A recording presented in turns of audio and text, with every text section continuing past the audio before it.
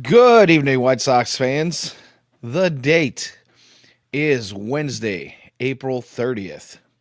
We are 1 month or so ish into regular season baseball. And your Chicago White Sox, newsflash, still kind of stink. But my name is Danny Miller, the very young, hairy, handsome gentleman. To the right of me on your screen is Jacob Thome.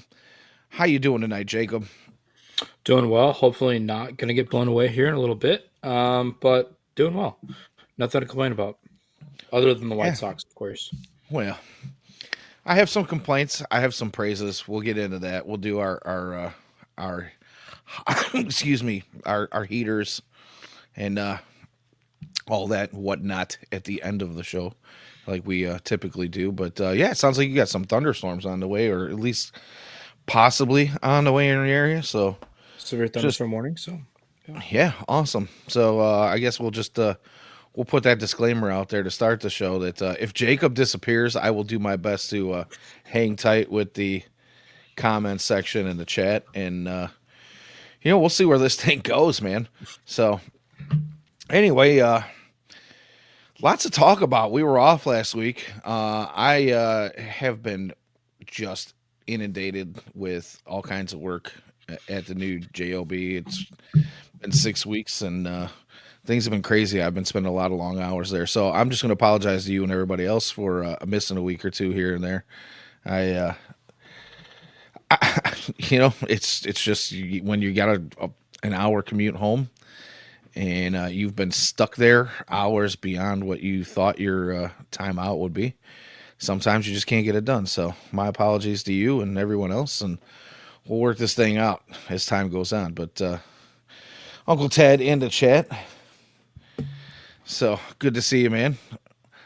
Um, so first things first, I would like to talk a little bit about some of Getz's comments over the last couple of days. First off, we've got some injury updates. And have you heard anything about these injury updates? Have you had a chance to get into any of I've this? heard a little bit. I saw a lot of Merkin tweets yesterday and kind of been going through it. But yeah, Yeah, so I mean, surprise, surprise, Corey Lee. There's still is still expected to be out for another couple weeks, and I'm gonna kind of kick him to the back burner because I have some questions about what you think is going on when he does return. But right now, I want to focus on the guys that have come back or are close to coming back, and I think we'll start with Fraser Ellard making his way back to the bullpen. What do you think about Fraser Ellard coming back? It wasn't an arm injury that sent him down; it was a hamstring, and there's a lot of folks that have made some speculative comments about his hamstring issue possibly having something to do with his command issues when he was yeah. up with the team early in the season. What do you think? Hey, holy crap, we have a Trey Williams. A Trey Williams in the chat. Welcome back, Trey. Long time no see. Long time listener. Long time chatter. James Hesterman in the chat. Good evening, folks. Good evening, sir. But yeah, we'll get into some of these comments in a little bit. But I just want to hear your thoughts on how you feel about Fraser Eller coming back. Do you think he's going to be a uh, a weapon? Do you think in his time away from the team and getting healthy, do you think we can see the guy he was towards the end of the season last year? Yeah, we'll see. I mean, obviously, kid's got a 5.40 ERA right now. Um, but pitched well to begin the year. Obviously, was kind of falling off there last couple of games. But I think he gets a lot of hate. I think a lot of people mix up Ellard and Isert, who surprisingly didn't get sent down today. But we'll see. Obviously, the Sox can use as many lefty arms in the pen as they have. I think they only have two right now. Now that Tyler Gilbert got sent back down, I believe it's just Isert and Ellard. So we'll see. Kind of what he can be. Obviously, there's potentially help coming in the bullpen shortly in Charlotte, so kind of see what happens there if they decide to bring up a guy like Coffee. Obviously, Gonzalez just got called up to AAA. They want to plan to make him a reliever. So um, there's definitely some plans in AAA. Obviously, you have some other guys involved right now with Major League program that are showing out. Shout out Mike Brazil. But we'll see. It'll be interesting to see. Um, Obviously, hamstrings can be tough, so hopefully he's able to stay healthy and not pull Mike Talkman.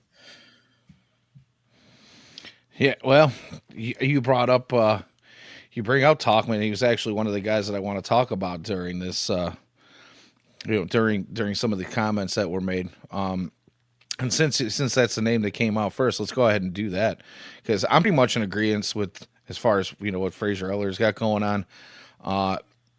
Before we get into Talkman, let's just point out that you and I both, and not that this is any kind of rocket science prediction or anything, but you and I both predicted that there was going to be some shuffling of the bullpen early in the season, Yeah. especially after some of the really shaky appearances we saw early on, and that we kind of continue to see off and on here now. But I feel like this White Sox team, even is some of their offensive struggles have kind of not fell to the wayside as of yet. They have shown some signs during Sun games where they can put some runs up on the board and then they kind of disappear for a few games. But the bullpen has been probably the weakest part of this, in my opinion, of this team because there are games where they are just flat out rank. They're awful. They stink. They can't get anybody out, and we've blown some really good starts from some starting pitchers who, some of those guys you thought were going to be okay, and some of those guys you had question marks on, and they've all kind of been out there and put their heart and soul into the game on the pitching side of the ball, and the bullpen has kind of let them down. So I just hope that as time goes on, for me personally, I've said it before and I'll say it again. I think Fraser Ellard is the kind of guy that brings the attitude that you need in the back end of your bullpen. So happy to see him back, hoping for the best. And that's pretty much all I have on that. So Yeah. let's move on. You bring up Mike Talkman. So Mike Talkman's on the injured list for a hamstring, as mentioned. And Chris Getz spoke with the media yesterday or the day before and said that he's still probably 2 to 3 weeks away and is still, making his way through his running progressions. But I think that's probably a good thing that they're taking their time with him because as we've seen, hamstrings kind of tend to reoccur. This is not the first time that Talkman has had hamstring issues in the past. And as we all well know, the White Sox have been kind of inundated with leg and hamstring injuries over the last few years. They just don't seem to stop or go away. So, but I don't think I ever thought I would be absolutely pining for Mike Talkman to come back and play right field. Yeah. So, your thoughts on that? Because I'm sorry, nothing against Palacios, but I really don't want to see him in the game too often anymore. Yeah. And I don't really want to see him leading off games too often anymore. But Hey, drove in a run today. He did. Got hit by a big hit by pitch. He did. Takes a lot of talent. No, but sometimes you got to lean into one, man. Listen, if you're not hitting, you might as well take one for the team. I mean, do something. No, I mean, it'll be interesting to see what they do with Talkman. Obviously, he's going to play right. He had a really good start to the year and then, pulled his hamstring trying to score. So, we'll see what they get out of him. Obviously the hope I think is for him to be a trade piece at the deadline. Obviously these guys have to become healthy. If you want any chance of trading these guys, I think Rojas, who I know you're going to bring up in here in a little bit, is another guy who they're going to want to flip. But it'll be interesting because you're going to have a log jam kind of in right field, obviously, or more middle infield. Obviously they've played Brooks a bit in right. And it's really hard to get Sosa, Meadroth, who's another guy we're going to bring up. I'm spoiling your list here. No, anyway, by all means, they're going to come out. It doesn't matter. Right. And, obviously you have to get Jacob Amaya at bats because we have to watch Jacob Amaya play baseball. Definitely a centerpiece of the future for the 2029 Chicago White Sox, Jacob Amaya. But no, I mean you have a lot of guys in the mix. Obviously, Rojas I is don't another like guy you who's right going to now. be in there. Yeah, I know nobody does.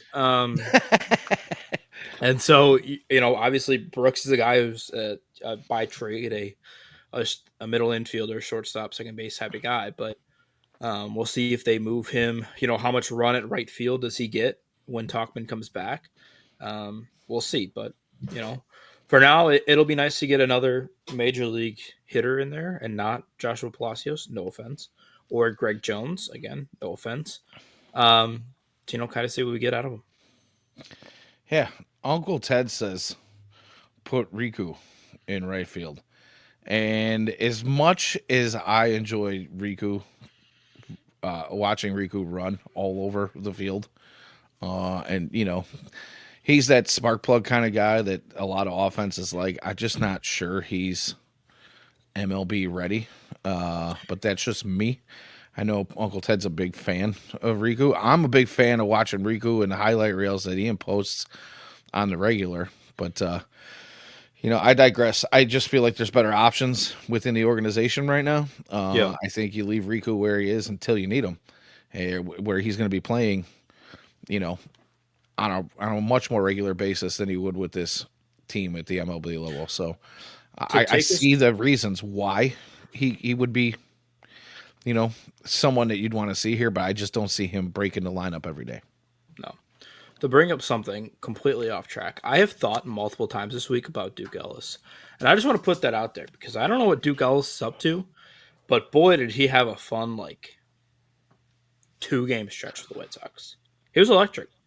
I just want to be that to bring out there. Hopefully, everybody's thinking about Duke Ellis. Duke Ellis is Duke Ellis's minor league tenure is something of pure beauty, which kind of somewhat resembles what Riku is doing. Yeah. Where he just runs all over the place and he gets to every ball on the field and he takes extra bases and he gives opposing defenses and pitchers fits. But again, here we are, and he's not doing anything with a professional baseball career at the moment. So it's one of those things. So I would love to see more of that. I'd like to see that brand of baseball come back across the game as a whole. I think it would make things much more interesting. But baseball has gone the direction of it's either ding or die, and I understand that scoring runs via the home run is fun, but man, watching guys run all over the place and a little bit of small ball can be interesting as well too. Billy Hamilton. Here you go. Also, shout out to Chandler Simpson for the Rays. He's been electric. He's been a fun player to watch. I've tuned in a couple of Rays games just to watch him play. Yeah, and you know what? Speed factor. Let's talk about running a little bit. We'll come back to the injuries in just a second since we're on the topic. Who leads the AL in stolen bases right now? Martin Maldonado. No. Darn, I thought I had that one. But he is a guy who we've seen a little bit of in social media posts and in a red and black pinstriped White Sox uniform lately. Jonathan Cannon. Yes, Jonathan Cannon leads the AL in I'm so good at trivia. Man, yeah. No, it happens to be Luis Robert Jr. with 11 on the season so far. Yeah, I mean, and we, well, I know, crazy for a dude who's only getting on base at a 26% clip right now. That's pretty good. Imagine when he starts hitting, he could have 20 steals by now. No, and I think that's a huge part of why people still think you can get value out of Luis Robert, even if the bat isn't there, and he has 40 home run potential because he's put up 40 home runs in a season. The defense, the base stealing, all that is still elite. So good for Lou Bob. He had one leave the park yesterday. I don't know what he's doing today so far, but hopefully as the weather warms up, so does he. And I think it's just a matter of time with him. If you look at what he's doing with his at bats, and his chase rate has decreased significantly, and his walk rate has gone up, and he does kind of have a bit of he's got a little bit of BABIP issues going on, but I mean he said through an interview recently in the last couple of days too that he feels good at the plate and he feels good about the things he's doing right. His thought is, okay, so my chase rate's gone down, my strikeout rate's gone down, my walk rate's gone up, my my hard contact rate is, about the same as it normally is, or maybe even slightly better. But he's wondering why, people are wondering why the production hasn't come. And he basically said what I kind of been thinking for the last couple weeks now is I don't think he's not punishing pitches that he should be punishing because he's being more patient at the plate. He's kind of taking some pitches that he should be, demolishing and hurting, Yeah. which is fine. But that just, in my opinion, I feel like he's going to find that groove where he's going to take advantage of those mistakes, and we're going to see a lot more balls leave the yard or turn into extra base hits. So I'm kind of hopeful on that. But seeing a healthy Luis Robert Jr., a guy who's running out grounders in the infield and playing hard on every at bat Yeah. and every time he's on the field, to me is the most encouraging thing I've seen of this early White Sox season. Yeah, I mean, it's clearly an identity that Coach Venable has wanted to have, and it's showing through. I mean, you have a lot of guys running out grounders. Obviously Robert stealing a ton is huge for them. Defense has been improved. Um, it still has a far way to go, but it's a lot better than it has been. It's actually a formidable baseball team that knows the fundamentals of baseball, which is always great to have when you're playing in the major leagues. But yeah, I mean, it's been a more enjoyable Sox team to watch just based on the fact that like you can kind of see where it's going, and there's actually people trying to play baseball. In terms of last year, it wasn't quite that. So, um, just culture wise, I think you can start to see the change going on in the White Sox organization. Yeah, and that's really encouraging as well too. It's I guess that's kind of part of what I was getting at, because it's not just Luis Robert. It is a team wide. Like we've been talking about since opening day. There is a different feel to this team. I think Will Venable has already proven that he is by far the better coach over what we've had in the dugout the past 2 seasons in Pedro Gafal and his secondary coaches after Pedro made his exit. So yeah, just it's just nice to see that maybe there's a direction where hey, baseball is you get paid to do this. It's important. You got to go out there and play the game that you're paid to play instead of moping around here acting like you don't want to be. Yeah, Well, yeah, and Uncle Ted says in the chat that they are worse this year, and I think he's talking about his launch angles for Luis Robert, and that might be true. Or is he? I don't know if you're talking about maybe the White Sox statistically in general. That also might be true, but one win better than last year. they are still one win better than they were last year at this point. The Will And Venable effect. there have been some promising developments, and I won't say super promising, but there have been developments as of late. So yeah, he says the White Sox statistically are worse, and that might be true. Defensively, they're not. Yeah, Defensively, they're better. Offensively, they are statistically worse, but you got to look at the lineup that you have in place, and you got to look at the amount of injuries that are there as well too. I mean, we've got a bunch of guys. We talked about Palacios, we talked about Jones, we talked about Jacob Amaya. Some of these guys don't belong on a quad A team, let alone at the MLB level, and that's not a knock on them. They're doing what they're being asked to do, which is just fill a hole. Basically, nobody right. expects much from them.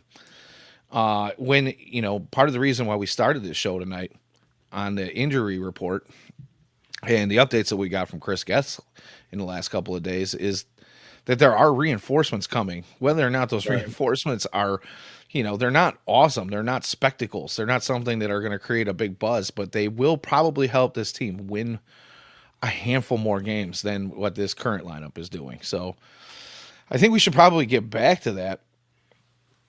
And let's talk about a little bit, since you brought it up, let's talk a little bit about Chase Mydroth. Where do you think Chase Mydroth slots into this? Do we see more of him on a daily basis when he comes back healthy? Or is it going to be more of the platooning, the middle infield? I mean, they have too many bodies there right now. Not currently, but like you can see it coming. Obviously, as Trey mentioned, the Maya's days are numbered. Between either Mydroth or Rojas, somebody's going to take his spot. He's the next one to go down. Um, so it'll be interesting. Obviously, if you do have Talkman in there, you have Sosa, who you'd like to get consistent at bats. He's been a pretty solid hitter for them. You have Brooks Baldwin, who we've mentioned a couple of times on the show already. Um, Obviously, my Droth, you'd have Josh Rojas, who could play a little bit of third, but Vargas is on a heater right now. I don't know if you want to take him out of there. So you have those four guys. I'm certainly missing one, I believe. Um, Yeah, there's a young guy that I have been talking about a lot this year. Lenin Sosa. he was my first name.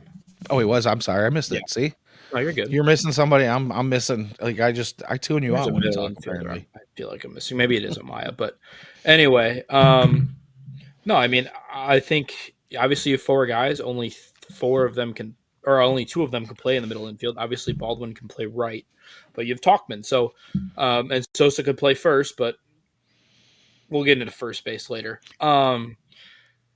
It's just going to kind of be an interesting part. Obviously, you have a DH spot open.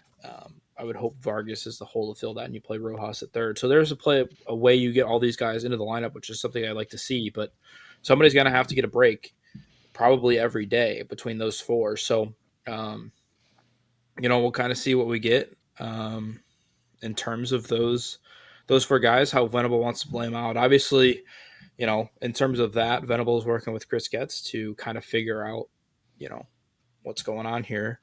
Who do we want to play? How do we want to do it for player development wise? But we'll see. yeah, I agree. I mean, it's kind of a crowded house. Uh, so far, there's been no real standouts.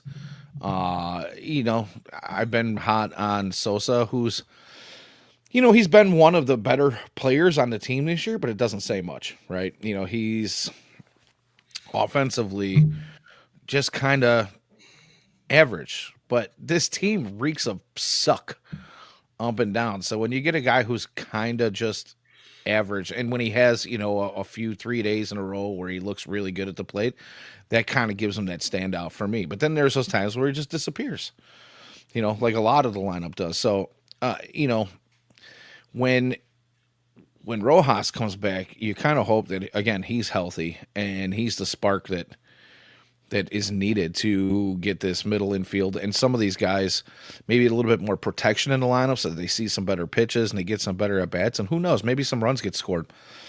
I'm with there's in the chat Brooks Baldwin's being talked about a little bit more and why he's not playing more often, and I've had that same question myself. I don't know if they're just trying to get guys time, if they're struggling to figure out who is going to slot in where while some of these guys are, on rehab assignments or making their way back from, injured lists and whatnot.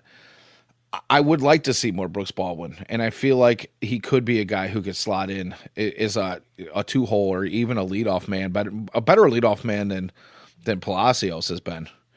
Yeah. I don't understand the thinking behind some of that stuff, but there's just time. There's times when we're really not going to know what's going on behind closed doors and behind the scenes. I'm going to have to say that I just trust in the powers that be right now. And, I'm not going to try to play armchair GM or manager too much with a team who's just not good, Yeah. because we can go through the what ifs all day. Which is why I kind of like having a chat here. You guys come up with some hot takes as well as some pretty good takes as well. So we appreciate that. Of course. All right. Who else is coming back soon? Let's talk about oh God, it was like fairy dust. It came and went. The thought. I feel like I'm forgetting somebody. Um, Maybe it's Corey not an Lee, we injury. already touched on. Yeah. We can talk about him a little bit. I did want to come back around to him. So they've got Edgar Caro up, right? Yeah. Who has, for the most part, been okay. Sox best hitter currently Yeah, which is why I say between him okay. and I Benny. mean, he's been a bright spot for the team, and he's obviously going to stick around if he continues to do what he's been doing. So when Corey Lee is healthy in a few weeks, what do you think happens?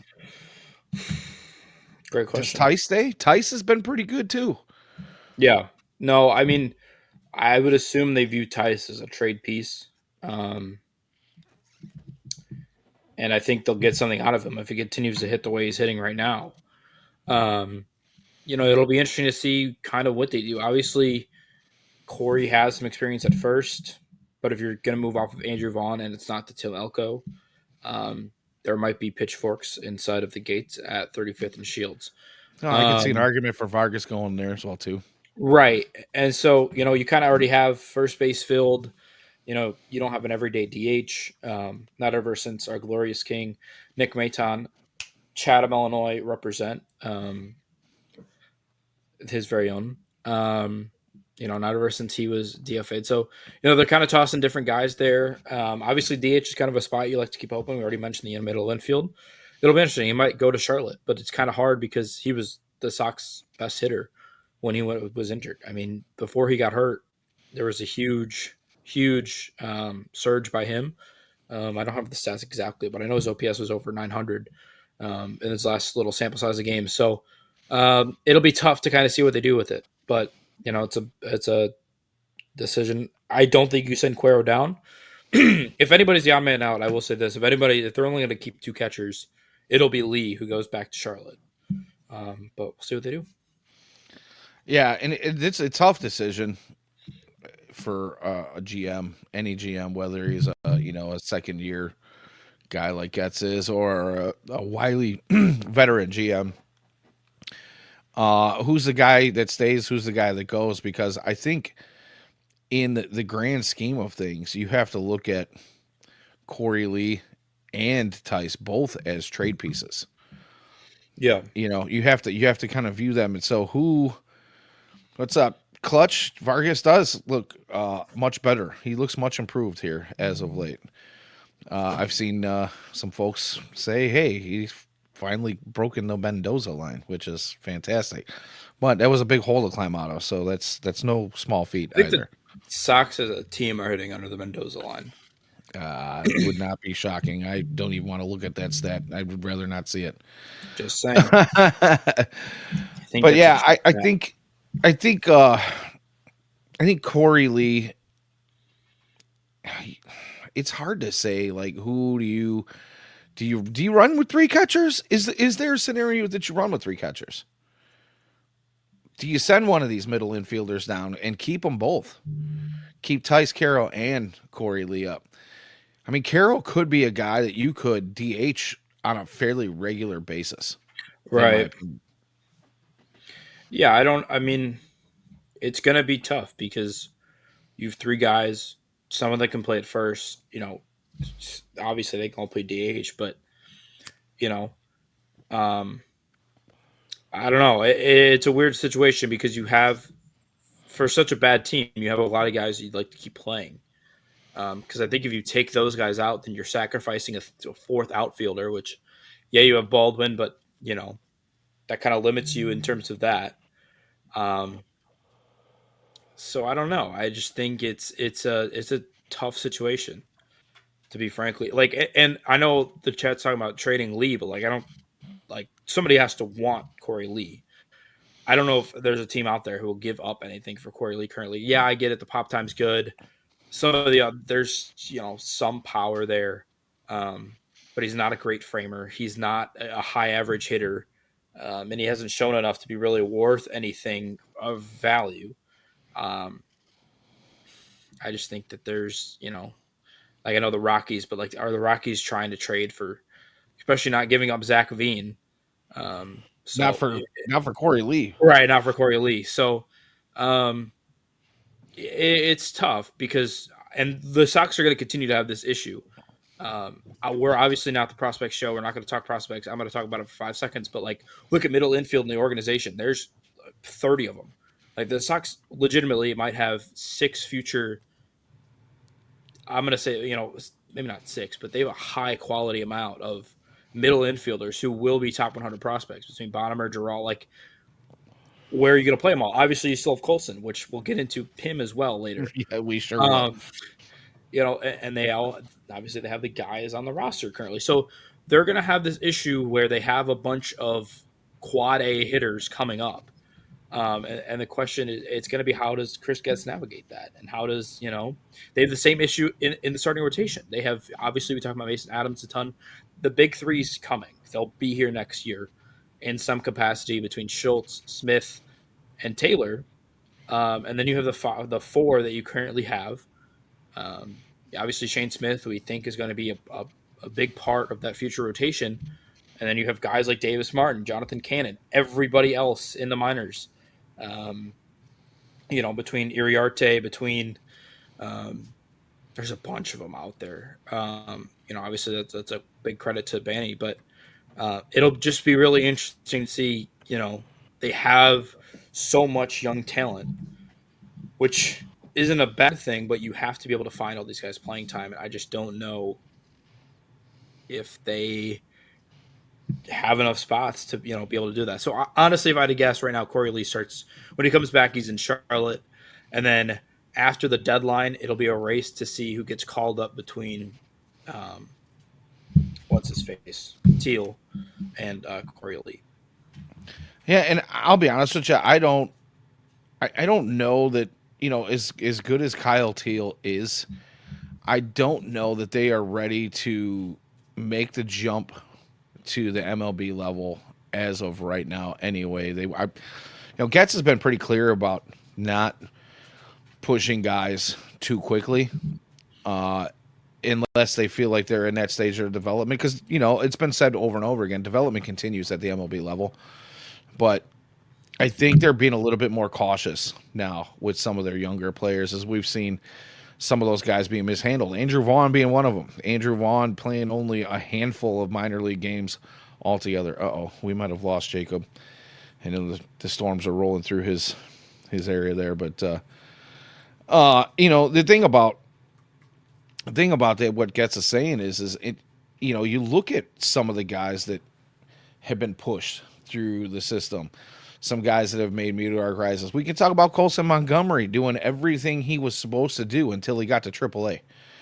And, maybe having that pressure of moving up and being the man put on them a little too quickly has kind of shown that we don't want to force the hand of some of these guys, especially when we have the players in place to shield them from that kind of thing. We do have Tice. We do have Corey Lee. They do have, the one thing that Chris gets loaded up on was catchers in the offseason. So there's no need to push Kyle Teal as of just yet. So, is he back? He is back. Did your battery die again, or is it thunderstorms? We'll blame it on the thunderstorms, but in all reality, it was option number one. Battery didn't die. It was just I was at 2%, and I was watching it, and I'm like, I'm not gonna make it. So I went ahead to grab the charger real quick. We're good now. Oh, wait a minute now, Ted. Nobody's prospect hugging. It's more of do we? I'm all about trading guys that need to be traded first and foremost. Let's just be very clear about that. But it's about not pushing guys beyond where they need to be pushed at the current moment. And there's no reason. There's absolutely no reason. This team is garbage. It's going to be garbage for the rest of the season. There's no reason to force development on these guys. Let them develop at their own speed. So I think there's a lot of trade possibilities within the organization that, quite frankly, I don't know if any of them are going to get anything huge.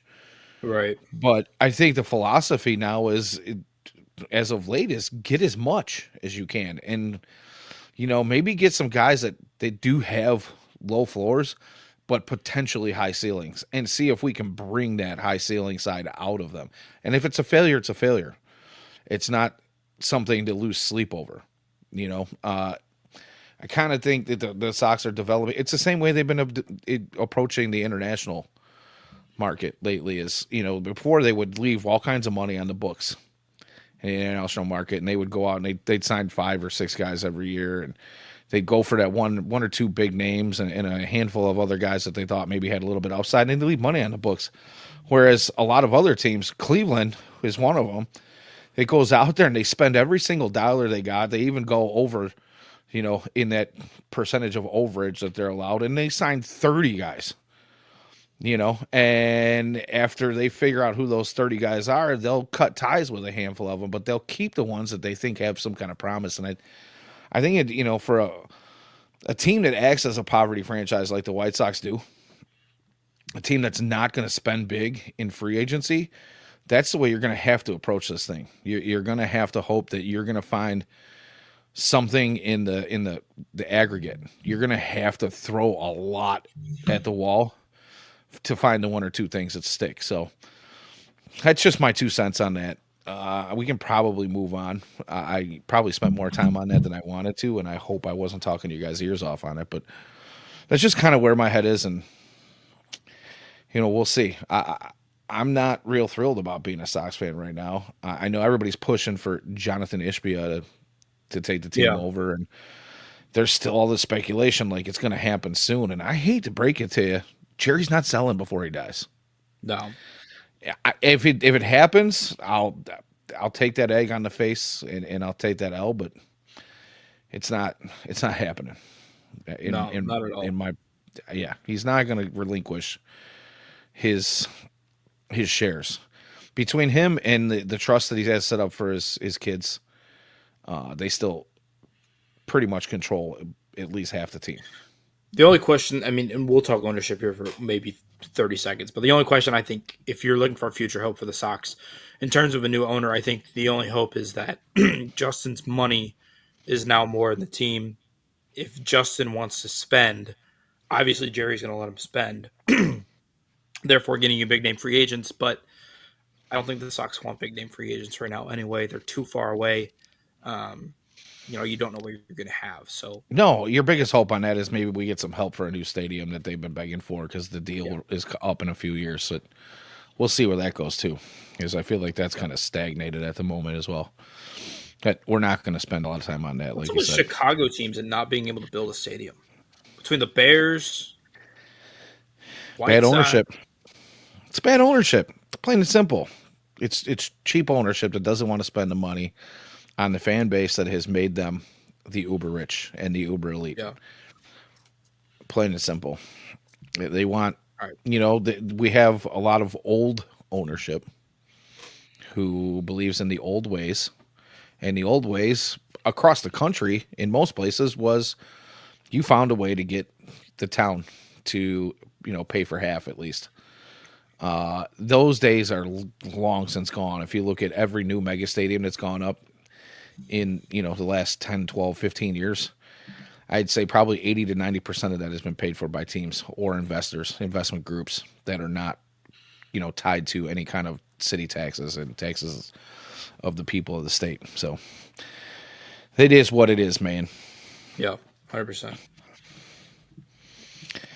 So before we move on to some of the other topics we brought up, I have one more that I want to get to. Since we're talking about a crowded infield, we have seen a recent signing, an ex-Cub player who actually got the start at third base tonight, in Gage Workman. And what do you think about Gage Workman's comments since coming over from the Cubs and saying now that he's a White Sox player, the only thing he really wants to do is beat the Cubs? Those Northsiders look pretty good. They do. It's a weird comment because, and Cubs fans are talking about this because I follow way too many of them on Twitter. And it's a weird comment because, he's the guy that, the Cubs signed, or I think he was drafted in the Rule 5 draft, and then, was given the opportunity it's just like it's the team that gave you an opportunity, and like clearly, it's not like you were a good player. Like I get what Chris Getz is doing. Like let's take the flyer on the dude, give the Cubs what $100. It was traded for cash considerations. Like sure, why not? Like if you want to. Um, but just like a weird comment to like be like, oh yeah, like screw the team that gave me an opportunity. Not a huge fan of it, especially when he wasn't good. Um, is weird. Weird comment by Gage Workman, but hopefully it works it out. Yeah. My only, I just wanted to bring it up really quickly because my only thought on this was that, you know, it's as a guy, like you said, who's not talked about as having some huge upside and is going to be some, perennial all star type of dude, but can be, a serviceable, maybe a utility man, somebody who can come in and do what he's doing for the White Sox right now in case of injuries. Uh, for him to come out and say that, I almost want to say that he just did his homework on the city of Chicago and he threw this out there hoping that Sox fans would jump on it. And I would say the large majority have. The large majority are like, I already love this dude because Yeah. he's talking crap about the Northsiders. And I think it's about as far as that goes, to be completely honest with you. What else do you say? I came from one of the better organizations in baseball who did some things in the offseason this year, and maybe they didn't quite shore up everything that they were supposed to, but they've got a pretty talented offensive roster. They might need a little help on the pitching department, but offensively and defensively, they look solid. I mean, they're scoring a lot of runs and we're winning a lot of ball games right now. And you Yeah. go from that to the White Sox is maybe not as bad as what Vargas went through going from the Dodgers to the White Sox last year. And to say that, not to say that this guy's even on the same level as Miguel Vargas, but what else do you say, dude? It's pretty Right. much it. But yeah, pretty bold comment for sure, nonetheless. All right, man. Let's talk about the elephant in the room. Let's get into the Elko debate, the Tim Elko versus Andrew Vaughn debate because the whole world is up in arms in it right about now. You and I and our very illustrious Mr. Ian Eskrich were discussing this a little bit earlier, and I want your thought. I'll give you mine afterwards. I have some savory opinions, if you might, but I would like to hear your opinion on the Tim Elko versus Andrew Vaughn debate by the numbers. Let's just break this thing down, man. Yeah. So hydrogen bomb versus crying baby. If you've seen that meme, you know. Like I get it from a certain standpoint. Um like listen, the dude has had some great seasons of absolutely mid baseball. Let's give him a chance to see if he can return to the absolutely average percentage. I I get it. The underlying numbers are good. Heck, I put out a tweet a couple weeks ago that was like Andrew Vaughn statistically is the unluckiest hitter in the MLB.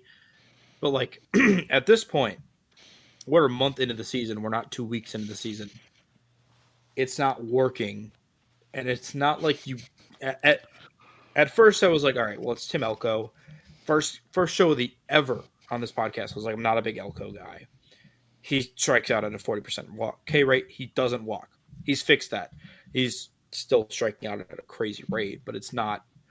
I think he was striking out at a 30% rate. I think he's cut it down at, I want to say 10%. And he's starting to walk. I think he's walking over 10%. And he got over Um, 400 on base percentage. right. He's I getting can on I base can at deal with 40%. strikeouts when you're Right. getting on base with that kind of a clip. I'm just saying. But please continue.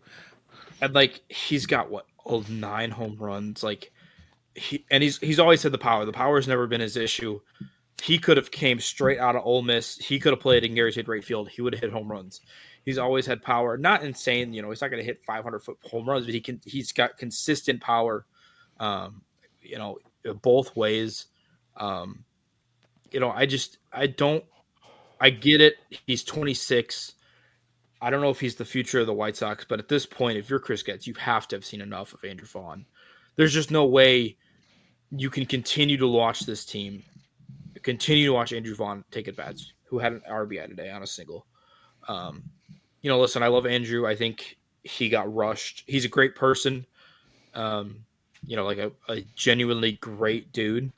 But like at this point, it's time. You have to move on from him. And he's got an option. It's not like you have to DFA him. Send him to Charlotte. Get some work in with Ryan Fuller. See if he can't fix some things in the swing. Listen, if he starts putting up crazy numbers, bring him back up. But at this point, you have to see what Elko can give you because there's a chance that you have. Listen, Elko is never going to be a top 10 first baseman, but he might be serviceable. And right now, Andrew Vaughn's the worst player in the MLB. Like, if anything, he gives you better defense. But, yeah, just I think at this point, it's ridiculous to not bring Elko up. I get the underlying numbers are good, but you don't have to get rid. You're not DFAing him. You can send him down to Charlotte and see what he's got there. But yeah, not in agreement with Getz on this one. We'll see if that changes soon. Yeah. I mean, you make some really good points, and I'm gonna start by saying that I don't care if Elko's 26. Having that extra year or two in the minors under his belt, compared to most players, maybe even let's say 3 years more, or at least age wise. I don't think matters all that much. I think it's just where your skill set is. I think that he has proven that he is coachable and open to taking some of the advice he's been giving and making changes to things. His approach, I've heard Fuller say that he's one of the hardest working guys in the organization. Now, of course, you'll hear that a lot of times from a lot of different coaches about a lot of different players, but the word on him was that when the Sox had that new traject machine in spring camp, some guys weren't real big fans of it, others were, and Elko was one of the first ones to latch onto it and kind of keep keep up with it. And since leaving camp and going to the minors and playing with affiliates, he's out there with the machines every day, and he's got coaches working on tweaking things and trying to have him make decisions on whether or not he wants to swing at a pitch, if it's in the zone or out of the zone, or if it's even if it's in the zone, is it a hittable pitch? Is it a good pitch for him to make hard contact on? His hard contact numbers are insane, which is one of the reasons why Andrew Vaughn is still up with the major league team. Everybody's talked about it, including yourself. I don't mean to throw you under the bus here, but the last show we did, right towards the end of the show, I do believe I remember you talking about where his percentiles were in hard hit rate and chase rate and pitches, zone contact, and all these different ratings that Vaughn looks great in, and is just not seeing any kind of production from those numbers. And a lot of people are saying he's one of the more unluckier hitters in baseball. And if you look at those kind of stats, it kind of seems like he is, except when you go to StatCast, and StatCast says, yeah, he's unlucky, but he's still not really good. If what StatCast projects he should be, they still only project him to be a 240 hitter, which in today's MLB, you want your first baseman to be better than a 240 hitter. And his slugging percentage is at like between 450 and 475 or something currently. And again, not awful, but not really great for a corner infielder in today's MLB. So, I mean, yeah. Do we want to sit around and wait for him? Do we want to give him an opportunity to kind of find his way, and as things wind up, the balls start falling better for him, maybe more balls start leaving the yard? Sure. But at the same time, 4 out of his 5 MLB years, his numbers have looked like that every year. Right. He's been unlucky every single season. So is it a matter of being unlucky, or is there something that the stats don't show? because now it's a trend, right? And I just feel like we've seen everything he has to offer, and he's not going to be. This is a team that is prolifically had a solid first baseman on its roster for the majority of my lifetime. And I'm going to All be 50 this year. Maybe not all of, not every single first baseman, but most first basemen that I've seen during my lifetime have been pretty much bangers. Guys that could yeah. hit the shot. Going back to the '80s when you had Greg Luzinski putting roofers on the old Comiskey Park, the original Comiskey Park, up through the Frank Thomas and Paul Konerko years. So last one we had was Jose Abreu, and his fall off at the end was unfortunate, but he gave us some great seasons. And now here we are with a number 4 overall pick who can't do anything right. So, I'm Well, sorry, I'm ready to give Elko a chance, and the thing is, even if like, he's not if you're the answer. Chris, right? If you're Chris Getz, and you're obviously Getz is a big analytical guy, that's been put out there. Um, and you're looking at like, all right, he's unlucky. But like, where are you expecting him to come up to? Because if you're expecting him to be last year's, if you just want him to become a decent hitter and become last year's, um, Andrew Vaughn, then why not give Elko a chance? I don't think after 5 years and I was struggling, or 4 years and I was struggling fifth, that you're just randomly going to tap into some unused potential for um, Andrew Vaughn. I just don't see it. So yeah, Same I one. just don't Sorry, don't get why. just Um, relit it.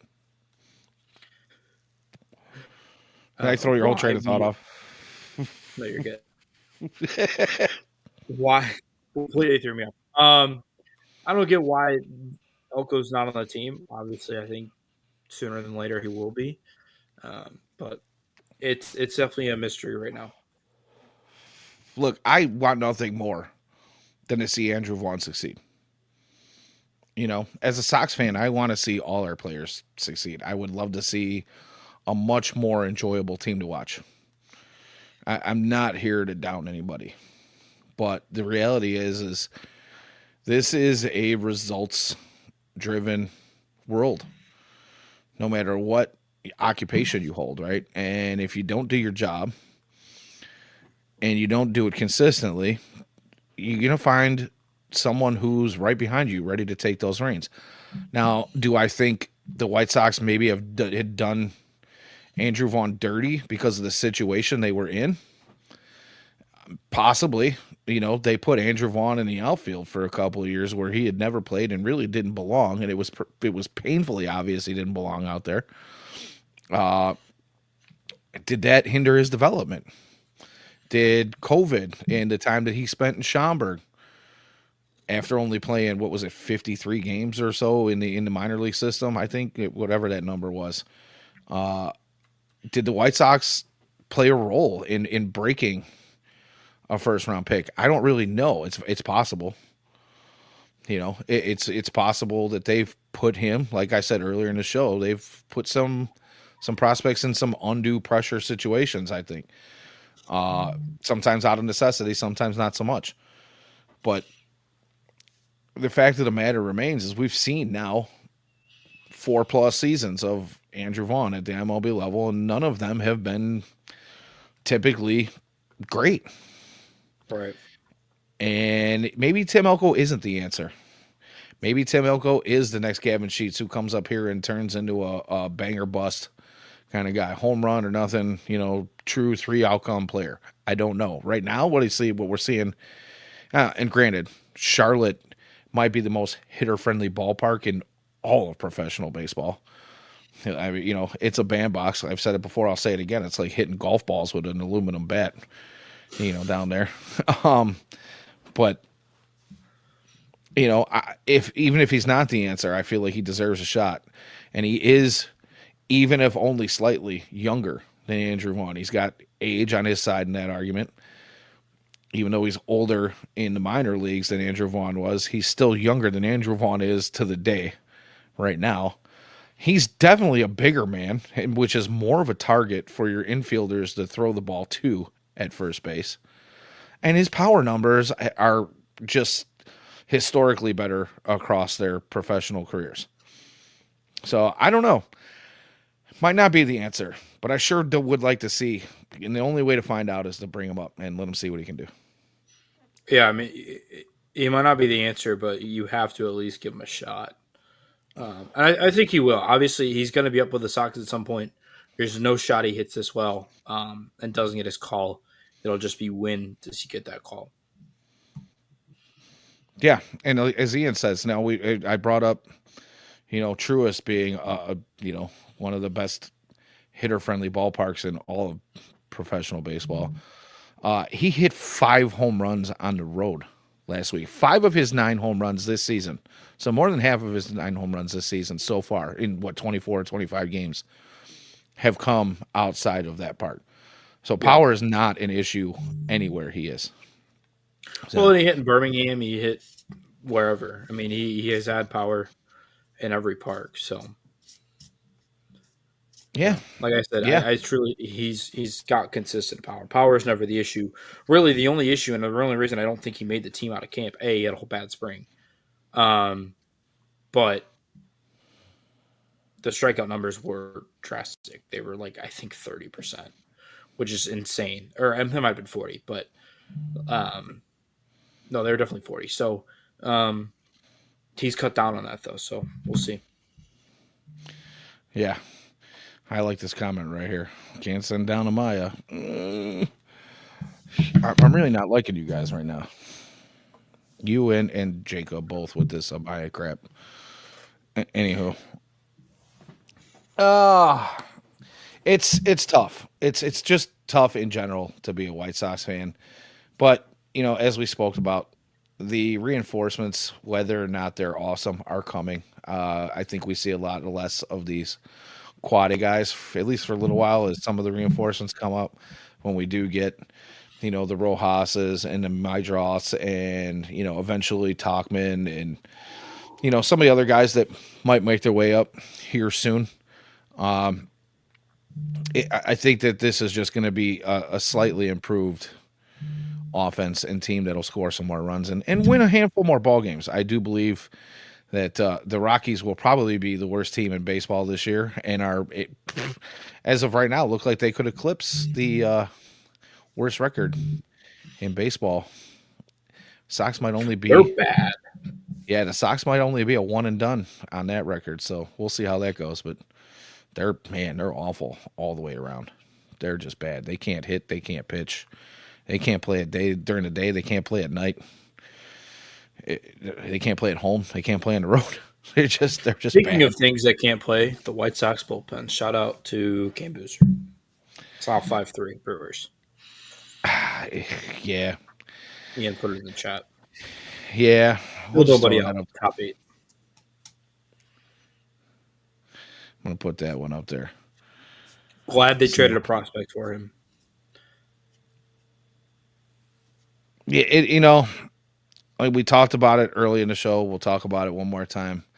The bullpen churn is going to continue, and at some point, I do probably believe that we are going to see Cam Boozer make an exit fairly soon. I think the only reason he's been doing what he does this long is because they did trade a prospect for him. All Plain right. and simple. And the teams are going to give themselves all the rope they need to hang themselves in hopes that they turn it around and don't look like buffoons for doing what they do. But maybe we'll see some. Maybe we'll see some of these guys like. I don't know. I don't know how I felt about the whole starter situation. For what it was at 4 games in a row or something. It worked out once or twice. It didn't work out so great other times.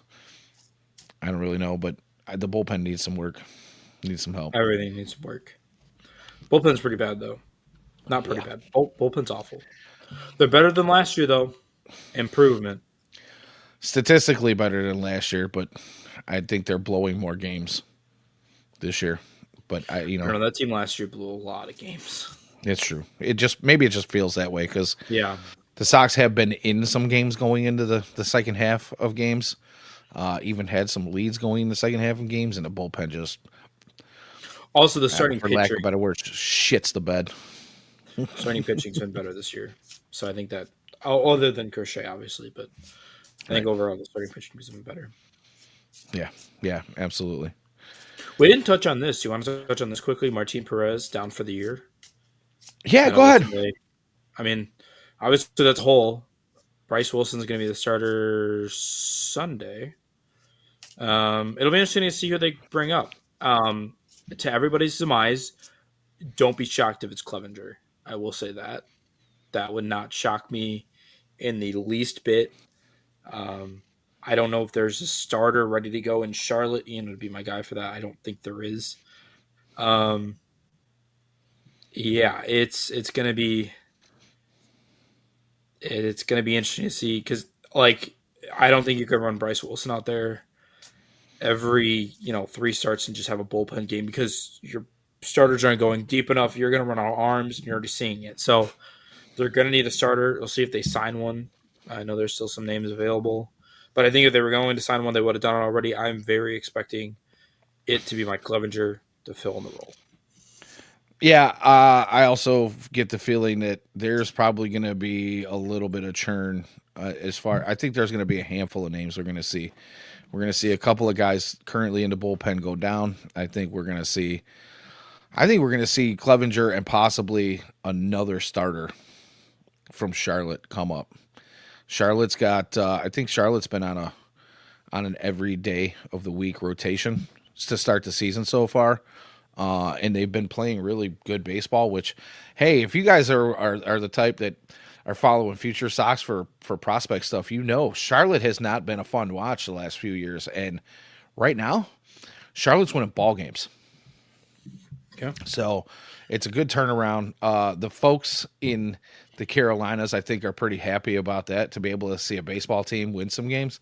But I think the White Sox are going to be plucking some of their better players here pretty shortly. So we'll see. But yeah, it kind of sucks to see Martin Perez go down. He was the only real offseason acquisition for Chris Getz this year, and here we are. So Yeah, you know, you ain't kidding. so But we'll see. I mean, it'll be interesting to see what they do with that fifth spot. yeah. I'm not going to make any predictions on who it's going to be, but I have some thoughts, and we'll see what goes. But it's part of being a White Sox fan the last few years. Dominic Injuries. Fletcher. You want to move Dominic Fletcher into the starting rotation? No, into the bullpen. That's where he's at right now. Have you not seen this? I have, but Oh, I okay. mean, I thought you wanted to move him into the starting rotation. Not seriously, no. Okay, all right. Joey Gallo? Come on. Give me Dominic Fletcher and Joey Gallo. Let's bring back pitchers hitting, and let's see if we can't do something. No, Do you want to? pitching. You want to do hot takes and heaters? You want to just do heaters? I'll just throw hot takes all day long. Well, I mean, you're already doing the hot takes, so do we want to move into heaters? We're about an hour in, and or actually a little over an hour in. I have a few guys I'll bring up. I'll give shout outs to. All right, let's do that. Do you want to go first, or do you want me to go first? I want you to go ahead and kick it off, and I'm hoping that because we have not discussed this, I'm hoping that we don't have the same ones. I bet you we will. Go ahead. Give me Miguel Vargas. He's on a heater. Finally doing some stuff. That was definitely going to be your pick. I'm glad that I stole it. Yeah. Over 1,000 OPS in his last 7 games. He's doing some good things, and playing good defense. So, boom. All right. Yeah, it was mine because I mean, who else has really been on a heater lately? I'm going to go with, you know what? I'm just going to go with the consistency that we have seen from a guy who we hoped would be more consistent in the beginnings of his White Sox days. But I'm going to go with the consistency of an Andrew Benintendi being someone who can be a bat to be at least slightly feared, or let's just say respected in the White Sox lineup for the first month of the season. when there have been times where he probably is laughed at as being the highest paid player in White Sox history.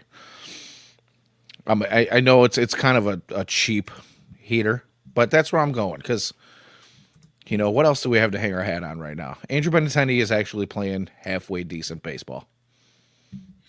Not halfway decent. He's the best hitter on the Sox. Also, this is a cheap one that I'm totally going to go to because I'm not ashamed to go to it. Edgar Quero. I It's mean, not a heater to start his career. Uncle Ted seems to think he's Adley Rushman 2.0. I hope he's right, but great start to his early career. Fantastic stuff. Oh, we got a new chatter right as we're about to leave. 2026 draft, Drew Wrong. No, Burris. I'm just kidding. I don't know. I think it's early, really, to say about the 2026 draft because I'll be honest with you. If history is telling us anything, at least recent history is telling us anything, I think the White Sox are going to continue to load up on pitching as much as fans are pining for a young bat somewhere in the organization who is going to have some very quick meteoric rise, a la the hopes of what won Colson Montgomery, which I guess we haven't even talked about really. There's not much to say. I wanted to push it off to the end of the show anyway because it would probably be a pretty quick conversation, but I think everybody wants that Colson Montgomery hype type kind of guy. But Give me the kid with the last name LeBron. Are you kidding me? What is his first name? Justin? Shortstop for Bama? Give me the kid named LeBron to play in Chicago. You could not write that any better. Plus, he rakes. Justin LeBron? There's no way that fails. No shot that fails. Ian's with me. I know he is. Justin LeBron in Chicago? Come on. That's way too easy. That's a slam dunk pick. Yeah, I don't know. We'll see. Wild One seems to think that if they have a pick in the top three, we'll get for sure an at bat. I don't know. I sure would like to think so, but again, Wild One, by the way. Great is there any follow-on. reason to believe that a bat's going to develop in this system right now? And the only hope that I Bats are got on that developing. is that there have been changes over the last few years in the system, and we can only hope. But Ian. I am not with you Ian on a doesn't guy touch named. 2026. Just wait. Yeah, we Start don't watching the really game. like guys named LeBron in Chicago, but I'm not gonna hang that on this kid because he is a hell of a ball player, and we're not gonna associate him with the basketball player. And the reason we have so much hate for that name is because there's no way, there's no way there should even be a comparison to Michael Jordan. Plain and simple. We're not going to start that discussion here. We already have to look at red and black White Sox uniforms because Jerry Reinsdorf decided he wanted to play off of the Chicago Bulls' successes of selling tickets even when they can't win a single play-in game the last couple of seasons. We should talk about the jerseys because they are pitiful. Actually, I don't think they're as bad as I thought they were going to be. They're all right. I think the idea of them is god awful, but the execution, not horrible. I've kind of warmed up to them slightly, So have I. but only The slightly. hats are fantastic. Yeah, well, the old school Sox flyer uh, logo on the hat. I'm a big fan of that logo to begin with.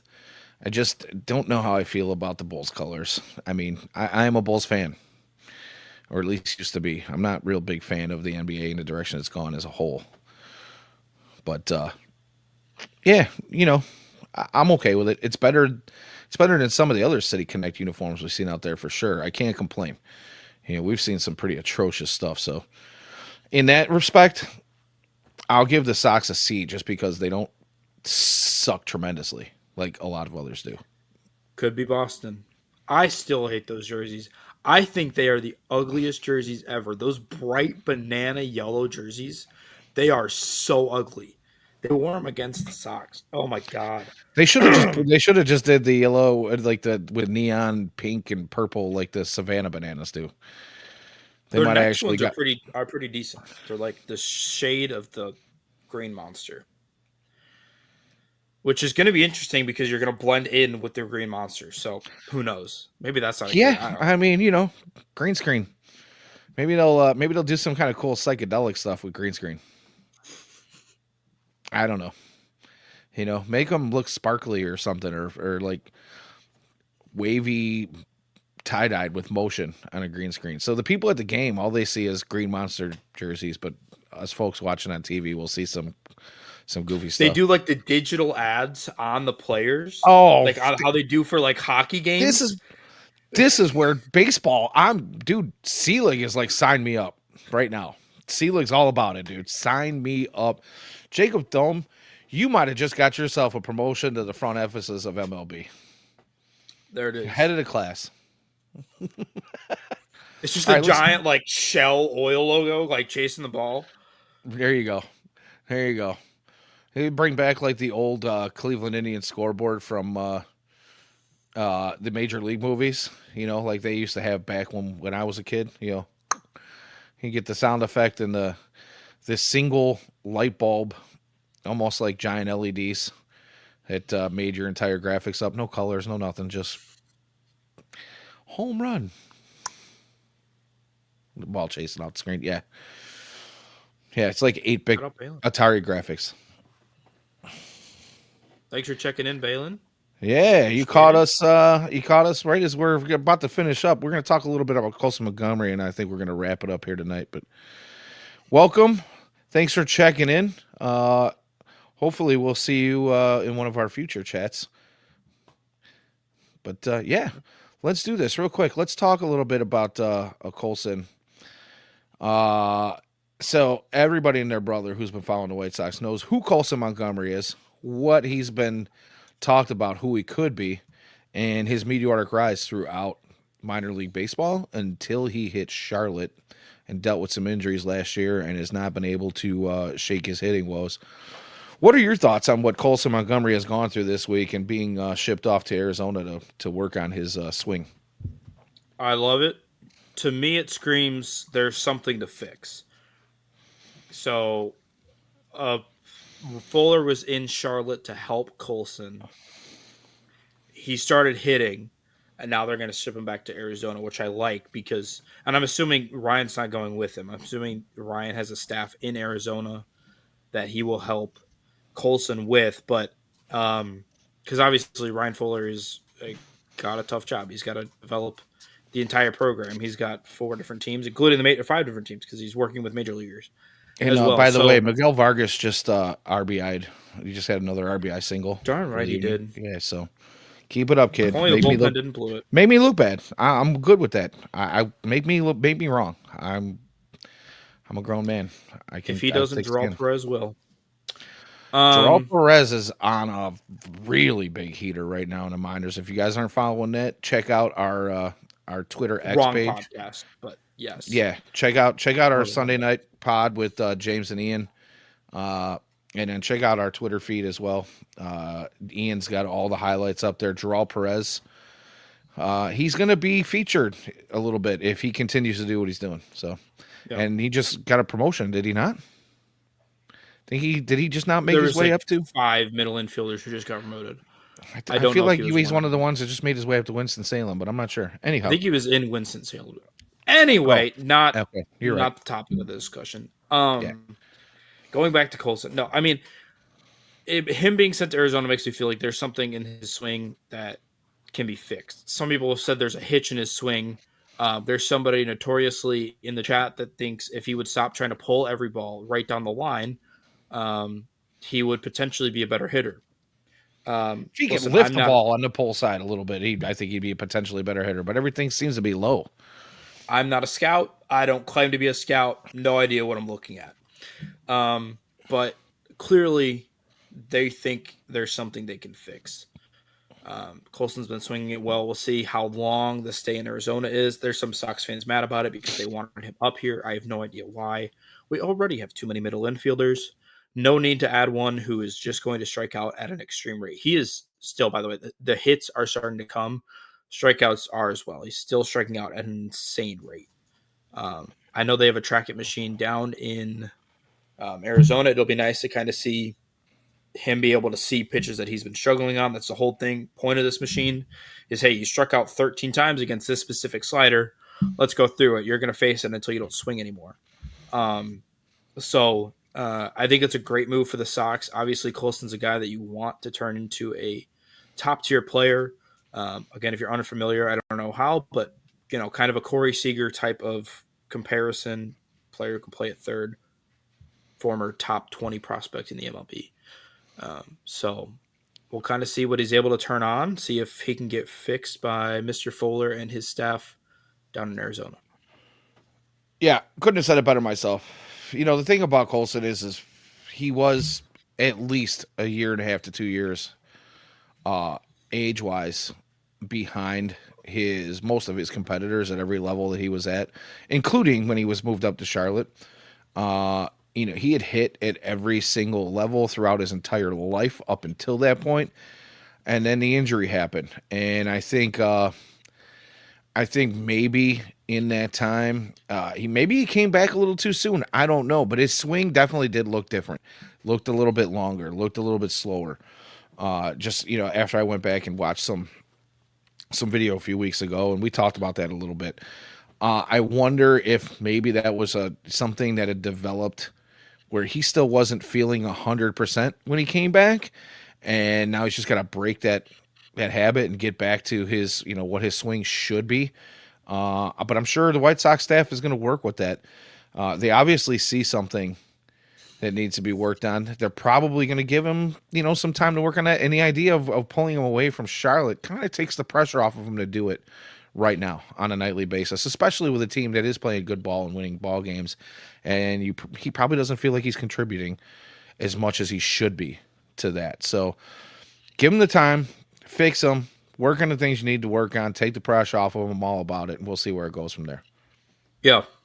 Kind of a change of scene, like a guy who needed a change of scenery. This is a change of scenery. You're obviously not in a trade, but it's something different. It's something to get his mind off of, hey, we're playing baseball games every single day. I have pressure to perform. Obviously, we know that back injuries can be just detrimental to players. Shout out Joe Creedy. Yoel Moncada, I think, dealt with that a little bit. There's plenty of other examples, but we'll see if they can fix the swing. And obviously, as I mentioned, I think there's no shot they move him to Arizona if there isn't something that they see wrong. They're going to try to fix it. I really do like what Ryan Fuller has done for the system. I think you're starting to see a little bit of Bannister last year where like all these pitchers started coming out of nowhere. I've seen quite a few hitters starting to hit the ball really well, especially in high A and low A. So really excited for the future of everything here. Yeah, me too. That's kind of where we've been the last few seasons is we're looking forward to the future. But there are some reasons to believe that this time around there really are some true diamonds in this rough organization. So I think that's about it. I don't really have anything else that I want to go over this week. Do you? I do not. All right, really quickly before I sign us out. I missed this in the chat, but Ian says Caro is into pinch hit for Amaya. So just grounded out, by the way. Unsuccessful. See. Jacob Amaya would have homered. If Caro was gonna get a hit every time, he'd be the best player to ever play the game. So it is. It is what it is. Anywho, the only thing I want to throw out before we sign off here tonight is, as I said early in the show, work has been kind of crazy. There have been some new developments that, probably are going to make me even busier than I have been. So things are a little bit weird, but as of right now, we are going to continue doing hot takes and heaters on Wednesday nights at 8 p.m. My plan is to start rotating in some of the young gentlemen that we have added to the team over the last few months. You guys, if you're paying attention to any of our blogs, have probably seen some of the articles written by them and the write-ups on players. So be on the lookout for that. We're going to kind of sprinkle those in coming up here in the near future. There also might be some other developments as well, but we'll keep you posted as those come up. But for now, this has been Hot Takes and Heaters. As I said, you can find us Wednesday nights at 8 p.m. Central on YouTube, and as Ian says, the Purple app for algorithmic reasons. We cannot mention that one. For all of our written content and Patreon exclusives, you can find that at FutureSox.net. You can check out all our prospect and MLB highlights on our X/Twitter feed at FutureSox. And also right here on the FutureSox YouTube channel. Please, if you do not do anything other than like and subscribe, do that. If you enjoy the content, hit the like and subscribe on all of our shows, whether they're live or recorded. We really appreciate the support. And as far as well, there's also our super chats are open on all of our live shows. So if you like what you're hearing, like what you're seeing, you want your highlight commented, please go ahead and hit us up with a super chat. We greatly appreciate that. If you like any of the contents and our wow, I am really struggling with this. I have it written down and I don't know what I do with my notes. So I apologize. But if you want to see any of our lock content behind our Patreon paywall, there's also that available at futuresox.net. My name is Danny Miller for my co-host Jacob Thome. We will see you next week. This has been Hot Takes and Heaters, and as always, go White Sox.